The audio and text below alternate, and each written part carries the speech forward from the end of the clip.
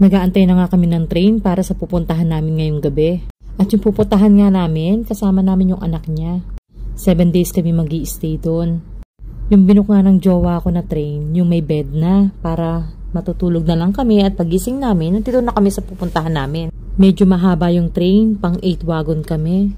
So sa isang room, merong 6 na beddings. Ito na nga, nakarating na kami ng 7 AM dito sa Mangalia. Kalimitan sa mga Romanian, sa seaside napunta o kaya sa mountain para ma-enjoy nila yung summer. At habang naglalakad nga kami papunta sa hotel, nakita ko tong prinsa to. Nagutom na rin kami, kaya nag-breakfast na rin. May pa-cheers pa nga yung jowa ko ng coffee kasi nandito na nga raw kami.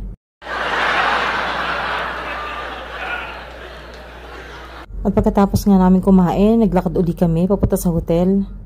Medyo napaaga nga kami ng oras ng check-in kaya iniwan namin yung mga gamit. Tapos dumaretso na agad kami dito. Excited nga agad maligo yung mag-ama kaya ayan, naligo na agad sila. Thank you for watching!